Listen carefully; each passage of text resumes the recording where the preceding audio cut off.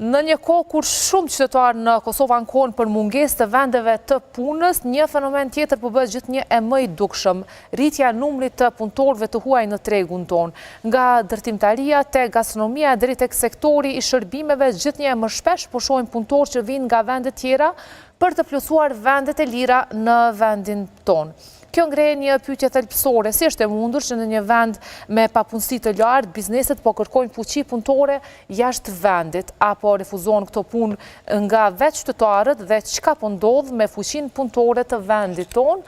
Sot do flasim në studion e programit të mëngjesit së bashku me aktivistët Adriatik Lugiqi. Mirëmëngjes, mirë se erdhe. Mirëmëngjes, faleminderit shumë për ftesën. Kënaqësi që të kemi sot, e kënaqësi kemi gjithashtu që kemi prezant në studion tonë Ismet Krasniqi. Mirëmëngjes. Mirëmëngjes, kënaqësi.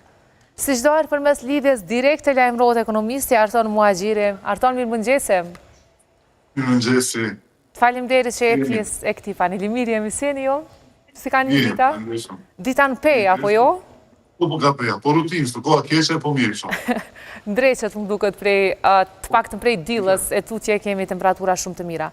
Pra po flasim për një paradoks, papunësi e lartë, por në anën tjetër mungesë të punëtorëve. Të nisim pak me ekonomistin, si e zbërthen, si e trajton këtë? Në fakt, kjo që ndodh me Kosovën, nuk është rrotën që Kosova ka kalu këtë fazë, është specifike vendeve tranzicion. Por specifik më veçantë është tek ne që për 5 vite që i lënë pas, ka një ikje masive të rinjve jashtë vendit, prandaj është një prej argumenteve kryesore që bizneset në Kosovë vuajnë për të gjetur punëtor, por në njëjtën kohë në statistika kemi një rezultat tjetër që papunësia është e lartë tek rinia. Apo i bie që rinia po e refuzon punën, të cilën po me farë mënyre po kërkojnë ta bëjnë punëdhënëse? Po, në fakt, ambicia e të rinjë në Kosovë është më e lartë se sa kushtet që i ofron një biznes në Kosovë ose në përgjithësi ekonomia e Kosovës. Pra, ka të tillë që refuzojnë punën dhe natyrisht gjejnë alternativa tjera për të dalë jashtë vendit që po ndodhin rëndom. Pra, ambicia e rinjës tonë është shumë më e lartë se sa kushtet që ofron Kosova aktualisht për me punu. Prandaj kemi edhe këtë shpërputhje mes nevojës për punë dhe mungesës së punëtorëve.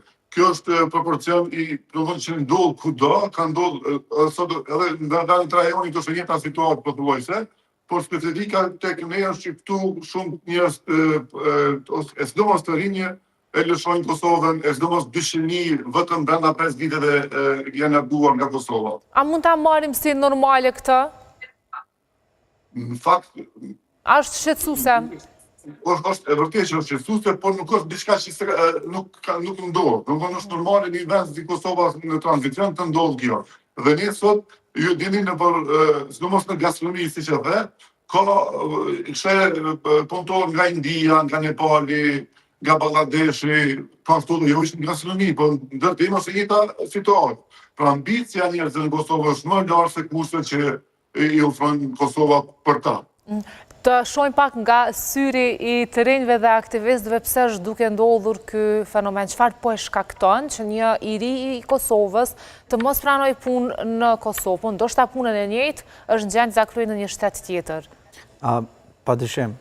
Fillimisht kjo për mua është një problem goxha i madh, edhe zakonisht kur flasim për papunësinë në Kosovë, e reduktojmë tepër shumë në numra, ndonse numrat janë tepër të rëndësishëm. Për shembull, nëse marrim statistikat e World Bank edhe i analizojmë kështu, na dalin që 10 deri në 14% e qytetarëve të cilët kanë aftësi pune, pra nuk punojnë, po të trinj definitivisht me u pajtu me ekonomistin, është hala më shqetësuese për shkak që ato janë rreth 19 deri 20% e trimëve që refuzojnë kategorikisht me punu, teksa rezultati tjetër që është hala më i frikshëm për mu edhe për gjeneratat e reja besoj është 30% i të rinjve që në kategoria NEET, mbi cilën unë dhe Ismeti këtu kemi pas aktivitetet të ndryshme edhe kemi tentuar që me i pru.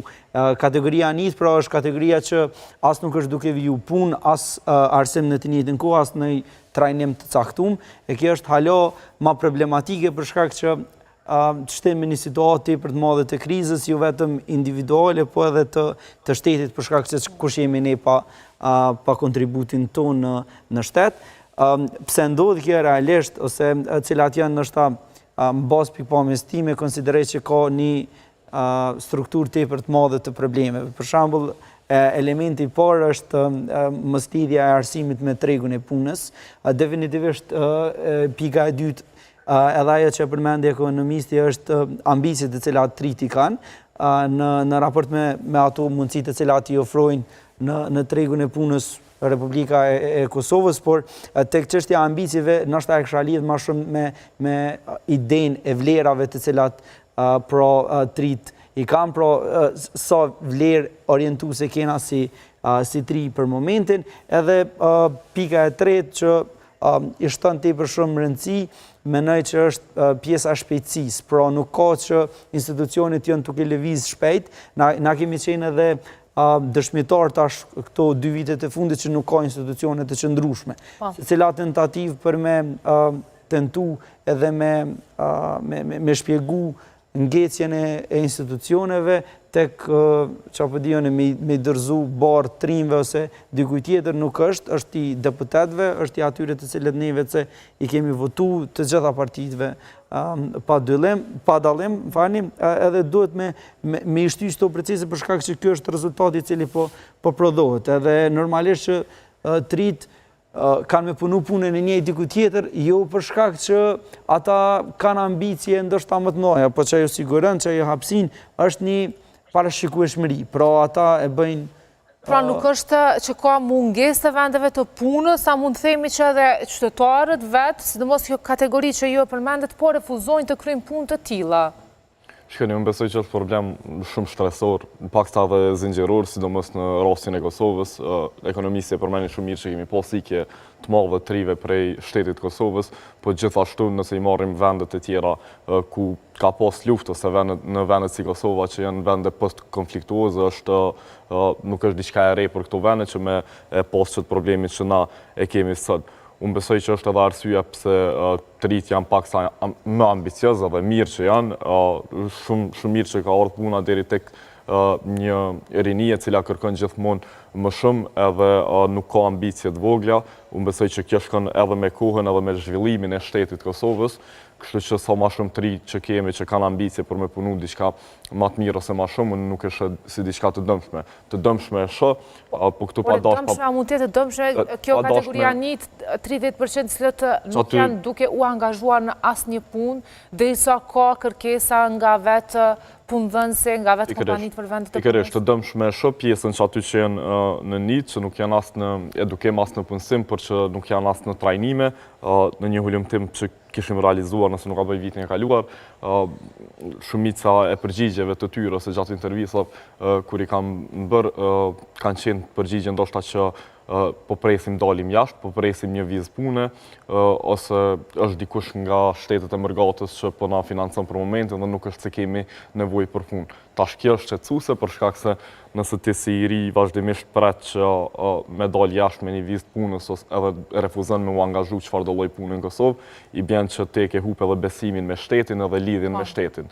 Për shkak se nëse qysh prej moshës 16 vjeçare, 17 vjeçare, ju nuk mendoni me zhvillu jetën në Kosovë, atëherë kjo tregon qartë që rinia ka humbë besimin në institucionet e shtetit, sepse qysh Receku edhe Adriatiku, tash sa vite ne kemi pa qëndrueshmëri totale të institucioneve të Kosovës, edhe pa dyshim që kjo lezohet edhe tek ne si trit, po edhe të tjerë. Mandej është edhe siguria jetesës, që secili i ri ndoshta mendon me pas një të ardhme më të sigurt, edhe një pagë më të qëndrueshme, edhe normalisht që ndoshta punën që nuk e kishte bën Kosovë, bën në një shtet tjetër për shkak të asaj që i siguron qëndrueshmërinë. Ndoshta një pjesë e vogël është edhe këtu pa dashur me paragjyku kërkën, është edhe kjo pjesa që hezitojnë me punu punën ndoshta në Kosovë si mos marrë ndonjë shembull se gjitha punët duhet punohen me ne sidomos prej trive, po gjithsesi ka tri fiks. Ka tri që ndoshta refuzojnë me bëj atë në Kosovë për shkak të halat të stereotipeve ose paragjykimeve që ndodhin në vendin tonë, po me një shtet tjetër e bojnë shumë normale si diçka të zakonshme, sepse në secilin shtet zhvilluar si në Amerikë, po edhe në shtetet e tjera të rajonit është normale që një njeri me pas një punë paktën për pagë studentore ose mi mbulu shpenzimet e veta. Mirë, të shohim se çfarë mendon dhe ekonomisti, a është edhe paga e ulët që po ndikon në rritjen e këtij fenomeni? Paga është një prej faktorëve kryesor, realisht. Sidomos tek njëri, përshtypja atyre parë ose kërkesa atyre parë është paga, sepse ata me drejt e kërkojnë një jetë më të drejtë dhe më të mirë që Kosova aktualisht nuk, edhe bizneset në përgjithësi dhe paga që i kemi në Kosovë nuk ja mundsojnë për ambicet që i kanë. Për specifik e veçantë të Kosovës, e cila po ndodh në fakt, kjo po ndodh në këto 5 vitet e fundit.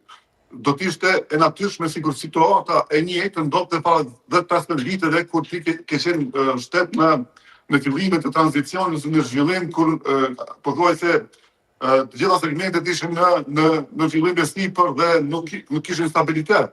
Dhe të ndodh kjo mbas 25-6 vite pas lutjes, kjo është shqetësimi më i madh se sa të ndodhte më herët. Po themi që jemi në një krizë, ndoshta për vend punës, apo është një transformim që jemi duke e përjetuar? Në fakt, është në pjesë e transformimit kjo që po ndodh. Po ne aktualisht jemi duke e veshuar vetëm gastronomin. Po unë duke qenë edhe konsulent i disa bizneseve këtu dhe kuptoj fort mirë se si funksionon kjo në natyrën, a besoni që refuzonet pozicionit administrative, financiare, kërkesa që janë me punë në zyre, pra nuk ka interesim në shpallet të konkursi, nuk ka interesim për të nguruar, është një vërtoj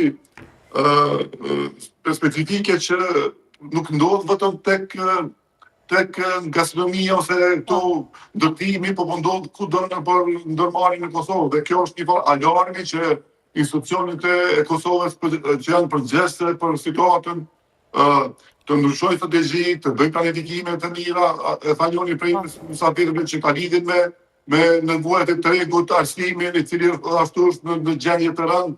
Pra janë disa mekanizma të cilat e rregullojnë situatën, por kjo nuk rregullohet shpejt. Domethënë nëse i marrim sot iniciativa, duhet pritet 10 vjet për ta pa ndryshimin e veprimeve që kemi bërë sot. Pra sa më shpejt që veprojmë, aq më shpejt do të ndalim këtë dyngje të rinis për ta lëshuar vendin, sidomos për të refuzuar punën që ka prej atyre që tha më herët që edhe refuzojnë punën. Mirë, do të flas pak dhe me Adriatikun, mendon Adriatik që është paga e ulët një prej faktorëve që po ndikon në rritjen e këtij fenomeni? Sepse është provuar të rregullohet edhe paga minimale, por jo të gjithë e zbatojnë, jo të gjitha bizneset barabartë janë duke e zbatuar. Mendoj që përveç pagës, probleme ndryshme të cilat janë në tregun e punës, sidomos kur dën me u çast në i ri, është që ndërlidhja e parë mes arsimit edhe tregut të punës është thelbësore. Për shkak që ti angazhohesh me një pozicion të caktuar ose ki pritshmëri për me u angazhu me një pozicion të caktuar edhe para se me u angazhu ato ty duhet një eksperiencë paraprakisht. Edhe këtu besoj që duhet ndihet dora e shtetit, pra ta krijojë që të hapësinën për eksperiencë, për shembull të ofroj trajnime të duhura, të ofroj praktika të cilat janë me pagesë, për shkak që tash është rrit edhe konsumi ditor, është rrit edhe janë rrit realisht të gjitha çmimet. Edhe si rrjedhoj e kanë të pamundën që të rrit me u angazhu vullnetarisht me një punë tepër gjatë, të cilin vetë e kemi bu para pandemisë për shembull. Nëse e krahasojmë vetë hapësinë kohore, ti mundesh me pas se sot ri kanë qenë të gatshëm edhe të vullnetshëm për më angazhu vullnetarisht për një pozicion të caktuar për një kohë tepër gjatë. Për shembull, kam pas praktikë të cilën kam bu pa pagesë, pastaj kam filluar me bu praktikë tjetër, pra nuk është vetë paga elementi kyç, për shkak që pastaj që shohën pagën kur nëse rritet vetë shifra, nëse rritet cilësia, mendoj që është gabimi më i madh që mundet me ndodh edhe personit i cili po e ofron punën tash. Sepse shpesh dëgjojmë edhe vetë punëtorët që thonë më shumë kanë shpenzime për shkuar në punë, me arritur deri te caku i punës se sa që përfitojnë nga paga mujore. Padyshim, po kjo është edhe problemi tjetër që nëse një punëdhënës në këtë rast ofron shërbime të ndryshme, i duhet tepër shumë kohë për me i kriju eksperiencë diku që s'ka eksperiencë. Masnej nëse ti ndërhyn direkt tek punëdhënësi me një pagë minimale, atëherë ti veç tu e shpartallu tregun, nuk është që edhe për një person i cili është ignorant nga fusha e ekonomisë jonë, ti e ki shumë lehtë për me e kuptu që nëse ti nuk sjell ose nuk ofron një pagë e cila jep cilësi, po veç është në numër, atëherë kemi sjell probleme tepër të mëdha se po ndonë se nuk mundet me marrë dikën i cili nuk ka eksperiencë, me trajnu prej fillimit, po e merr dikën atje që është në tregën e punës, dhe kështu destabilizohet ose nuk krijojmë gjenerata të reja, nuk ofrojmë mundësi gjeneratave të reja hiç. Ç'dash me u ma tepër në këtë aspekt dhe dora e shtetit, por a mund të kenë një dozë të vajtë vetë bizneset? Pse kjo është duke ndodhur me punëtorët në Kosovë? Shikoni, ne e kemi sigur vazhdimisht që mos ndërlidhja e tregut punës me fushën e studimeve të trimëve është problemi i jashtëzakonshëm, e sidomos kjo pjesa e praktikës ku ju nuk krijoni eksperiencë gjatë studimeve. Ndoshta mund të jetë edhe fajt tek bizneset, sepse gjatë viteve të kaluara ne kemi qenë dëshmitar të disa prej bizneseve që literalisht mund të themi kanë abuzuar me të rit në formën se si i kanë punësuar dhe në formën se sa janë paguar ata për punët që i kanë përfunduar. Ju ndoshta nuk nënshkruani kontratë fare dhe bëni punë të shumë fishta brenda një biznesi, ndërkohë paga nuk është në nivelin ndoshta që t'ju mbulojë të gjitha shpenzimet që ju keni nevojë, qoftë për të shkuar deri tek vendi i punës, por mos harrojmë që gjatë 8 orësh të punës ju keni nevojë edhe për ushqim edhe për pije dhe çka do tjetër, kështu që normalisht që këto shpenzime nëse nuk janë në përputhje me pagën që ju në fund të muajit keni diçka, është problem edhe për të rit. Fokusin kryesor prap do e kisha lënë tek institucionet shtetërore, për shkak se nëse një iri nuk ka eksperiencë ose nuk e ka eksperiencën e duhur për vendin e punës, padyshim që do të jetë problem edhe për vetë gastronominë apo biznesin. Në anën tjetër, se është më e lehtë për bizneset që të marrin punëtor të huaj për të mbushur këto pozita. Tash kjo me sa kam parë unë, sidomos edhe në aspektin e gastronomisë, është duke ndodhur vitin e fundit ose gjatë viteve të fundit. Pra nuk është se e kemi parë shpesh gjatë viteve të kaluara. Tash unë mendoj sepse të rinjt po kanë më shumë mundësi pune edhe nga shtëpia, por edhe me zhvillimin e teknologjisë dhe internetit, ke shumë një numër të madh të rinjsh që punojnë qoftë call center, qoftë punë të tjera që kanë pagë shumë më të mirë se sa në gastronomi. Dhe kjo ja mundësën ati që ta ketë një jetesë ndoshta me një pagë shumë të mirë se sa të punoj në aspektin, në drejtimin e gastronomisë apo çfarë do tjetër. Po ku duat ndalëm është edhe tek... Nuk e di pse e marrin se në çmim gastronomi sepse është padyshim jo më kreative dhe besoj që duhet me pas shumë talent për me bile në shtetet e tjera, unë me atë sa kam vizituar edhe vlerësohet shumë, por edhe secili i ri që është student e mban një punë në gastronomi, sepse është diçka shumë normale. Por mos harrojmë se atje nuk abuzohet me të rinj siç ka ndodhur në Kosovë. Unë thash kemi pasur një numër të madh të rinj që kanë punuar në gastronomi pa kontrata pune. Përveç se kanë punuar pa kontrata pune, kanë kryer disa shërbime në të njëjtën kohë. Jo, tash kanë filluar. Besoj që ka ndryshuar dhe nuk po e marrim më. Normalisht se ju kur keni mungesë punëtorësh, normalisht që duhet tani të përmirësoni diçka në biznesin tuaj, ndoshta edhe sjelljen. Po të flasim pak dhe me ekonomistin për çështjen që kanë dhe bizneset, a kanë dhe bizneset një përgjegjësi për këtë që është duke ndodhur dhe apo detyrohen edhe ata që të marrin punëtor të huaj dhe si po vinë ata deri në tregun tonë? Fillimisht këta që po vinë nga jashtë e kanë kuptuar Kosovën si vend të përshtatshëm për punuar, sidomos punë të rënda dhe bizneset kanë interes për t'i marrë ata për shkak të kostos së lirë të kërkesave që ata kanë, dhe nuk janë shumë kërkues. Mjafton një pagë, ndoshta një strehim diku për ta e përfunduar situatën. Por natyrisht që nuk janë pa fajë dhe bizneset për mungesën e vullnetit të rinjve tanë në produktur, por nuk janë fajtor kryesor, sepse një prej fajtorëve kryesor është vetë dora e shtetit, e cila pothuajse bizneset në Kosovë kohëve të fundit jo ka vendosur lakun në fyt me kushtet që po ofron ose jo kushtet që nuk i kanë për punuar bizneset private dhe kjo do të thonë nuk lidhet direkt me bizneset, se unë jam i bindur që bizneset dëshirojnë të kenë punëtorë vendas, t'i paguajnë mirë, por me pamundësi për t'i krijuar ato kushte, ata kërkojnë alternativa tjera siç janë edhe punëtorët jashtë vendit që tash më janë bërë shumë në Kosovë.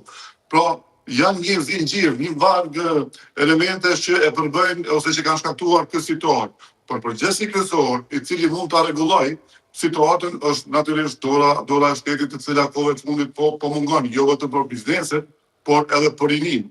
Dhe sikur ky pushtet e ka mësuni pa praktike që të rinjve, zakonisht studentëve, po pas kohë t'ju shkep ka 100 euro dhe ata të sikur po kënaqen me ata dhe natyrisht nuk po mendojnë për strategjinë, për ardhmen, për perspektivën e tyre, për zhvillimin strategjik, çfarë rrugë duhet ndjekur dhe të mos shpërndajnë pare, në vend se ato pare mi qunë investim tek arstimi, tek rinia, tek elemente tjera që e zbusin këtë situatën ku jemi sot. Por a do të rrezikohemi një det nga prania e punëtorëve të huaj që vinë në Kosovë? A do të rrezikohen edhe punëtorët e vendit tonë nga ta? Nga kërkesat që ata kanë të ulta të pakta, pra që nuk kërkojnë shumë, a e prishin edhe në një farë mënyrë tregun? Po e prishin balancën në treg, natyrisht. Dhe ata kur vinë me kërkesa më të ulta, biznesi e kishin profitin dhe është shumë legjitime që biznesi do me marrë dikon që kërkon më pak dhe ai natyrisht indirekt është përfitues i një punëtori që kërkon. A duhet të reagoj këtu shteti, për ta rregulluar këtë balancë të prishur? Po natyrisht, shumica prej tyre letra s'kan, qendrimi s'kan, janë pothuajse banorë ilegal në Kosovë dhe këto mekanizmat e kontrollit duhet të ndodhen në institucione që kanë ta punëtor, me pa rrugën pse kanë ardhur, si kanë ardhur, si janë punësuar. Pra janë gjithçka ndodh këtu dhe jo vetëm këtu, por kudo në Kosovë. Është dorë e shtetit që duhet me unditë e shqiptarit të biznesit dhe kudo që veprojnë. Qartë, si sheni ju këtë balansë? Po prishet balansi në treg të punës me ardhjen e të huajve për të mbushur pozitat e lira të punës në vendin tonë? Unë pajtojmë plotësisht me ekonomistin kur thotë që duhet të ndërhyj dora shtetit, po cili shtet, se unë nesër nuk e di a kem president ajo, kështu që nuk e di cilit mekanizma, nuk e di ashtu funksionon nëse në këtë vend normal, që na tash me unolë dhe me diskutua kemi inspektor punës ose a kemi mekanizma kontrollues qoftë për bizneset, po qoftë edhe për këto hyrje dalje që i bojnë edhe këta emigrantë ndoshta që kanë ardhur në Kosovë. Padyshim që i prishin balancat, po gjithsesi unë shumë shpresoj që ky vend t'i kthehet normalitetit, për shkak se normalisht në secilin vend institucionet të normalizuara do të ishte një jetë më normale dhe do të kishte më balancë. Për të gjithë, unë besoj që kjo vlen për të gjithë, po sidomos për të rinj, sepse është shumë e rëndësishme që në moshën rinore, ku pak folet në shkollat mesme për edukim politik ose për edukim medial, që është shumë e lehtë për të rinj që me hup lidhjen ose besimin me shtetin, edhe mos me pa mo Kosovën si opsion. Tani këto mo nuk ka të bëj veç me gastronomi ose veç me vendin e punës. Nëse ju si individ, si i rinj këtë vend, nuk i besoni shtetit juaj, nuk besoni se këtu ka drejtësi, ligjshmëri, meritokraci, mekanizma kontrollues, çka do tjetër, normalisht që kur të hupni lidhjen me shtetin nuk keni me pa mo si vend për jetesë, as në gastronomi, as në fushat e tjera. Pra është për te profesionit dhe për te një pagë. Padyshim që po, se desha më ndërlidhë edhe te pjesa e fushës studimeve, kur një iri e përfundon një drejtim në Universitetin e Prishtinës, edhe në fund nuk arrin me u punësu në atë drejtim, po me një drejtim krejt tjetër, ajo punë nuk është më me qef, ajo është punë e zorit që e bën se të vynë një pagë. Edhe normalisht punën që nuk është që e bën me qef, nuk besoj që kemi dhënë kur maksimumin në qatë drejtim. Që unë pres jashtëzakonisht shumë që të kemi normalizim të institucione në mënyrë që të na normalizohet se cili aspekt i jetës në Kosovë, se këto problemi janë zinxhirore. Smujna shumë pajtona me zotrin Muaxheri që tha nuk është veç faji gastronomisë, po unë besoj që është faj zinxhiror edhe strukturor. Si e sheh këtë ardhjen e punëtorëve të huaj për të mbushur pozitat e lira në Kosovë? I rrezikon punëtorët e vendit të mbesin pa vend të punës? Është një rrezik. Mirë po, unë konsideroj që Kosova gjithar ka qenë mikpritse edhe besoj që kemi mujt me trajtu mirë edhe ata punëtorët të cilët janë këtu. Që kishme qenë mirë me u diskutu dhe kjo çështje nëse ata nuk trajtohen mirë? Sepse edhe të njëjtit duhet të trajtohen me dignitet.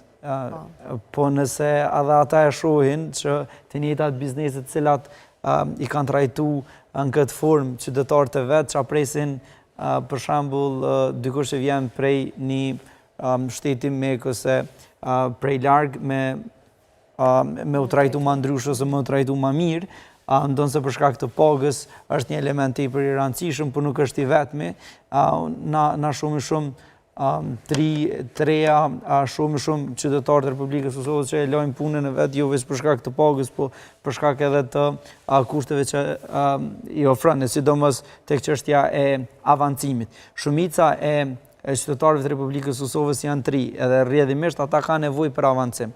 Nuk është kjo kërkesë, si më thonë kështu, jashtë normalës, që këta të ri refuzojnë të punojnë punë të ndryshme, për shkak që ata, me qenë se kanë përfundu trajnimet të ndryshme, aktivitete, janë arsimu e kështu më radhë, se rrjedhoj edhe kërkesat e tyre, pra që e prishmëria e tyre për tregun e punës është krejtësisht ndryshe prej dikujt që vetë se vjen edhe pranën shumë ma lehtë, për shkak që prishmëritë e tyre janë që, okej, në rregull, në fakt ka me shku me punu me një vend si Kosova, edhe qytojnë limitet e mija, edhe qaj është korniza mbi cilën ata vetë se punojnë. Një destabilitet i tillë mbi cilin na po flasim të tregut, nuk e shoh që mund të ndodhë me njëherë, ai mund të ndodhë normalisht, por me situatën e të cilën jemi, nuk besoj që ajo do të eskaloj, kështu që është mirë që të fillojmë të angazhohemi në punë të cilat dëshirojmë i bo si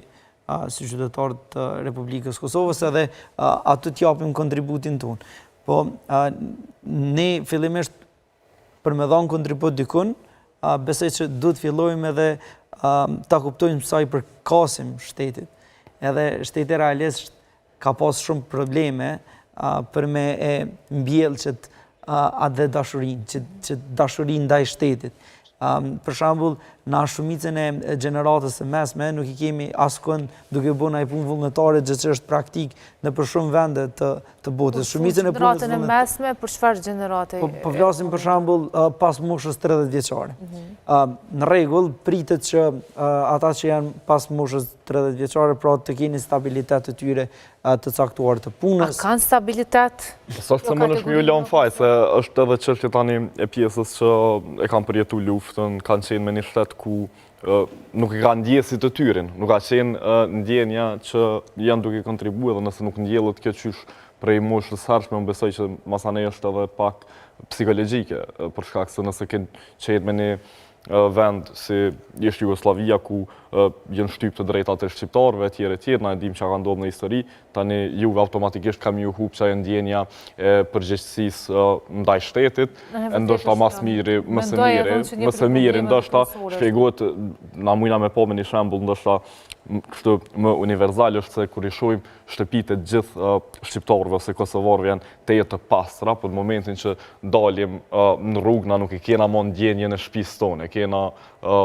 e trajtojmë si mos me qenë shteti jonë. S'është e jotja. Sepse është e mbjellur në kulturën tonë dhe fatkeqësisht e trashëguar edhe tek gjeneratat e ardhshme edhe te unë, e veçanërisht edhe te ju, po që s'do doja as pak ndodhte kjo, një fenomen që e kemi diskutuar edhe gjatë ditës së djeshme këtu në programin tonë. Pra ende jemi duke e trajtuar shtetin sikurse të ishte i huaj dhe jo jone. Doja ndalisha tek sektorët që ndoshta mund të themi janë më shumë të prekur, apo sektorët që kemi më shumë që vinë nga jashtë për t'i mbushur pozitat, përveç gastronomisë dhe ndërtimtarisë, ka sektorët të tjera për cilat flitet më shumë? Me atë që kam porun deri më sot, jo, por edhe çështjet punët administrative, unë besoj që do t'jetë gëgja e vështirë të plotësohen me moshën rinore, ashtu si që ceku edhe parafolsi. Unë vetë e kisha marrë shembullin tim, nëse më jepet një punë tetor që më rënë nzyre që nuk përputhet me drejtimin tim fare, problem se e kisha pranu, për shkak se me një rrethon të njëjtë, ju mund të punësoni diku në sektorin privat, call center ose çka do tjetër me internet, edhe e keni pagën 2 herë më të madhe se sa në institucionet publike. E kum pa që po bëjnë madje edhe shumë marketing për me kthy edhe shumë shqiptarë që jetojnë në Gjermani, në Kosovë, sepse nuk e di nëse e ke pa Artan, është duke ofruar një pagë shumë e mirë edhe në call center në gjuhën gjermane. A mund tjetë edhe kjo një fenomen në rritje në vendin tonë që do ndikon të ndoshta edhe pozitivisht për tregun e punës këtu? Po, në fakt call center, jo vetëm në gjuhën gjermane, po të gjitha këto, edhe për gjuhë tjera, paguajnë më mirë se kudo në sektorin privat. Dhe natyrisht ajo është më shumë, nuk e di nëse është një farë lloj trendi e rinis për me mësu gjuhën gjermane për të punuar në call center. Kjo është shpreh kohëve të fundit shumë. Dhe natyrisht, ashtu siç e thash në fillim, që paga është shumë e rëndësishme, ndoshta më e rëndësishme për ta. Prandaj dhe e vijojnë një kurs për të mësuar gjuhën gjermane, pastaj për të punuar në call center. Po derisa në lidh pak te puna vullnetare që me të drejtë e preku musafirin në studio. Edhe smeti dhe mirë që puna vullnetare në kudo në botë shkruhet në CV. Në Kosovë as nuk e vlerësojnë punën vullnetare institucionet, as sektori privat, pra për me bo punën vullnetare ti konsiderohesh si budall, nuk qysh me punu pa pare. Realisht për një të rinj jashtë vendit, ato e kanë si aset, e kanë si potencial për me gjetë vend punë më mirë dhe më lirë. Dhe edhe kjo argument, edhe kjo mëlloj sinjal, e demotivon edhe rinin për më angazhu vullnetarisht. Sepse nuk vlerësohet, nëse shkon si viti që punon punë vullnetare, e pa vlerësueshme kjo gjë. Edhe pse shumë e dobishme për shoqërinë e pasur më shumë angazhim vullnetar. A ndjeni budall sepse ju bëni shpesh punë vullnetare, po flas pak me Ismetin dhe me Adriatin, ku ju bëni punë vullnetare. A ndjeni ndonjëherë budalleni? Është fatkeqësi tash budallajnë ndoshta në kuptimin e plot fjalës, jo, po. Kuptimin fate. Është faktike ajo se që ka thot ekonomisti, e vërtet është që puna vullnetare në Kosovë as nuk shpërblehet, as nuk njihet si përvojë pune, po më besoj që ky është problem ndoshta që na është stresu ndër vite edhe tash pak kush beson se mundet me pas benefite, po në zakonisht punën vullnetare ose se shumica e trimve e bëj për dy arsye kryesore. Para se puna vullnetare do të me të përmbush mas pari ty si individ që jetu e bu, po masanej edhe me shpresë që jetu kontribu diçka për ma mirë për vendin. Pa dyshim që kish me qenë shumë mas stimuluese nëse në Kosovë ishtë një puna vullnetare, për shkak se me një vend si Kosova ku nuk i tregt punës normalizume shumë tjera, kish me qenë stimulus jashtëzakonisht i madh nëse kjo punë vullnetare ishte një. E di që ka qenë një tentativë me unë numru orët e punës vullnetare, po për ma shumë informacioni ja ka lej fjallin kolegu tim në përballë. Adriati, a bën punë vullnetare fillimisht dhe si ndihesh? A ndihesh budall. Nuk i di, a ka pas ndonjë periudhë kohore prej moshës 14 vjeç që s'kam bë punë vullnetare ndonjëherë. Edhe kjo madje mos harrojmë, dhe kjo është punë vullnetare. Vetë prezenca juaj në program të mëngjesit është vullnetare që po kontribuani për shoqërinë dhe ju faleminderit. Nuk dua t'ju trajtoj si budallin. Faleminderit për hapësinën, po besoj që është tepër e nevojshme që secili qytetar i Republikës Kosovës të paktën të angazhohet edhe të kontribuojë në formën që ata realisht munden. Në fakt, ashtu që e potencova dhe ma herët prej moshës 14 vjeçare, e këtej gjithar ka pas hapësinë për punë vullnetare, për shkak që në këtë formë ti edhe avancohesh vetë, e para punës për shkak që ekspozohesh në ambientet të reja, ekspozohesh para detyrave të reja, rretizimit, padyshim është tepër i nevojshëm edhe për punë, kështu që ata që dëshirojnë punë do të fillojnë ndoshta edhe me punë vullnetare, sepse kjo është forma e vetme që kyqesh në tregun e punës, ndonse nuk njihet si përvojë pune, por ka dhe tentativa dhe po besoj që në fillim ka pas miratime sidomos edhe për Ministrisë së Kulturës, Rinisë dhe Sportit për me aprovu si të tillë, po mandej problemi nuk është prej institucionit përse, po është për shkak që punëdhënësi në këtë rast varet se ai si e trajton si të tilla e konsideron si përvojë pune apo nuk e konsideron si përvojë pune, për të gjitha këto puna lidhin me çështjen e punësimit, edhe të ndjenjes së përkatësisë. Më besoj që kurdo që ti kontribon për diçka, sidomos kur fillon, më kujtohet në vitin 2018, nëse s'ka bëj, në shkollën e mesme, e pat më ndërtu një lloj tavoline edhe një hapësirë, një ulse, në fakt, në parkun e gjimnazit Ulpiana në Lipjan, edhe e sheshmi që po ulen shumë nxënës, po kalojnë kohë tek një farë lloj shonku, më duket se si kjo hapësin kështu, ndoshta pasoja e gastronomisë, se rrjedhoj, por e rëndësishmja është që ajo me një farë forme ka qenë përmbushse për neve, për të njëjtën kohë edhe përveç se përmbushse ka kriju edhe mundësi për rrjetizim edhe mas ne kanë dalë edhe projekte prej ato që janë realizuar për shkollën. Kështu që momente këtu kaq të vogla na tregojnë se çu kemi pas edhe të ardhmen, po ashtu edhe është goxha punë e madhe për shkak që e mbjell dashurinë për çat vendin mbi cilin ti jetu të kontribu. Kështu që na mundemi me angazhu që pëdion e kompani të ndryshme të PR-it, mundemi me angazhu emisione të ndryshme të cilat i kushtohen kësaj hapësine, po rëndësia ka me mbet gjithherë tek forma se qështë ti kontribon edhe sot ti përket asaj hapësine. Faleminderit shumë Adriatik që ke qenë së bashku me ne. Ismet, faleminderit shumë për prezencën tuaj, falenderoj shumë dhe Artonin për këtë lidhje direkte që mundsuat. Faleminderit dhe ju. Kënaqësi. Miqdashur, shkoj tani për parashikimin e motit.